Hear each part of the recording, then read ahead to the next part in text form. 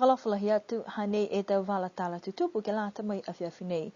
Whakamua kua whakamautu ai e aho walu ia Disema ke lata ai moi virianga mutuhia ke he tau na whono taki maanga. Moi kua hawhangi ai whoki ke mga honei ke whakatu ai e tau hingoa tangata ke he whahitapu nei. Moi pia whoki ke whakamau hingoa tangata viri whoo. Koe tau virianga nei ke lata ai moi tau maanga ne nā kai laka toa ia aluturu e tau whono taki maanga. Tunga moi ko kisia e tau virianga mutuhia ke mahina ha au koso ke lata mai whala tau maanga. Koe tau whakatokaanga whoo whoki ke inga sia e tau maanga osi moi toko 5 e tu whono taki maanga. Pese ni lahi poke tose e maanga.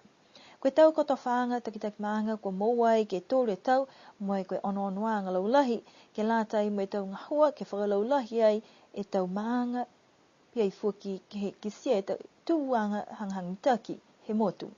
Koe mena ia koe tau maanga ni kua amna ki ai ke ririwa atu ai ke tau virianga ke tono whua taki maanga ko la kepa, mutalau, tamkotonga, awasele, hakupu, liku mo namukulu. Tō pā me whakause e tau whakatū hingoa tangata ke he tau no whua toko noa ke he tau whono taki maanga ke aho ofu maturia Novema.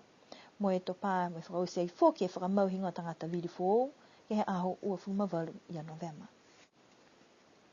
Kua hohok mai e whala tau pulotu mai he tau kua taha koe Mitsubishi mo e Toshiba i Japana ke whakamoli e tā whakaholoanga ke lata mo e matangahua mo e whakatuwhono ke lata i me whakaonganga he tau tupe ko moa mai he whakatuwhono Japana i lalo hefo he Pacific Environment Community Fund. Koe whakaholoanga nei ne ko whakamoli ai he whakatuwhono ni we e maweheanga me matakau Pacific Island Forum Secretariat he whahi tapuka mole. Koe tau tupe ni kua tohia hefo ke he tau wawhehewa mo ko niwe taha he tau atu motu he Pasifika ni kua whakamua ke whakamoli mo e amuna ke whakaholo ki mua halutole tau whakaholoanga. Ne talhau ai e Mr. Nashamura koe tau Lapa Hill Solar fuafua mai ke whakaonga hei ke hoku ai ke uafu mali me tau ka koe tau puha hila ni kua langmatai ai whoki tau whakaholoanga tō whakafua ai ke he lima ke hongfule tau.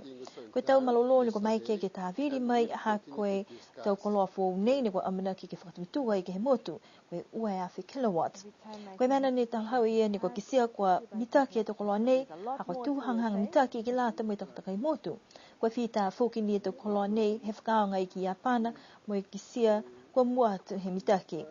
Ke he mga honei ko niwe ni kua mai ke alutoro ke tālanga paua ke tau koloa nei mo tā virihila mai he malolo he la mo i tau whai anoanoangi ki mua tau mai ke whakalolahi atu whoki kai kua manako e tau motu.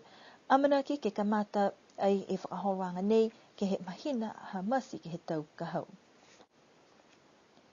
Kua hahoko mai tuai e taha matakau pukiata mai New Zealand ni ke tau sea e taha whakaholoanga ni whakahingo ai koe Radar Across the Pacific. Koe matakau nei toko lime tangata ki ngahua ke whakaholoanga ke poki mo i tapaki ai e tau tala hangau ia ke niwe kai pehe mai taha i alutoro nā kai koe ono alutoro ke he tau whahi whenonga e vaeva. Koe mena ni kua kehe mai he whakaholoanga nei ha kua manako lahi ki kisia e tau puhala momoui he tau tangata niwe tau whakaholoanga whakapolitika, tau tala tu whakaholo mo i tau anga whakamotu piai whoki mo i tau puhala ni kua mai ki ai e tau ngahua he Pasifika ki whakalaulahi ai e tau atumotu. Koe whakaholoanga Radar Across the Pacific ni kamata ki whakatutala ki ai he wale tau kamale ka kua mai ki ai ke moa ai e tau tupe langmatai mo e whakamatapatu ai he TV1. Koe whala tau atumotu ni kua hoko atalo tūru ki ai koe whakaholoanga whakapā ono matai ki Fisi, Samoa, Tonga, Atulunga, mo Kiripati. Koe niwe koe motu whakamua ni kua whakatauka ai halutole tau whakaholoanga ke lata mo e whakapulo ai ke he tau waiwhahongo whamatoru mo e fuafua tau whakatauka atu ai e tau whakaholoanga ni kua poki ai ki niwe he lotonga tau he tau kahau.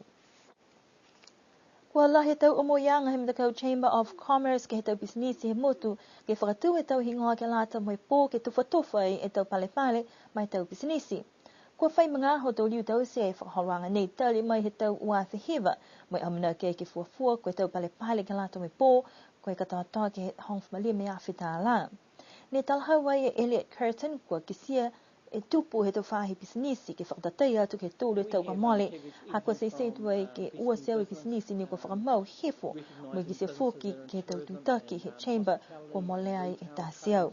Koe mena lahi ke lata i mo tau tufa pale pale ke whakamailanga e tau whakauka mo tau malolo halu tūru ke tau whahi tau pisinisi.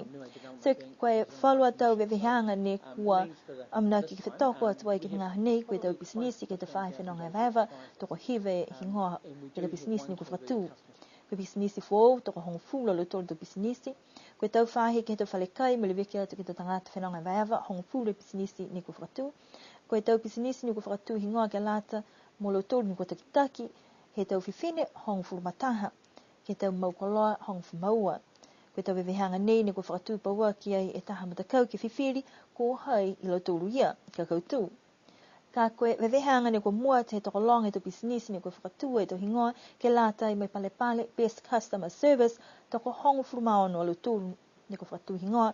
Kai longa atu fū ke tau pale pale ni ko amana ki ai ke whetoko ki ai, me amana ki ai ke whakailo ai alo tōru ni kua kautū, ke tau tuwhatufanga tau pale pale ke hawha yumu, ne hau, me tau hau e Elliots, amana ke alo tōru ke fuafua ke ue seo e tangata pisinisi ka hokua tuai ki matawai.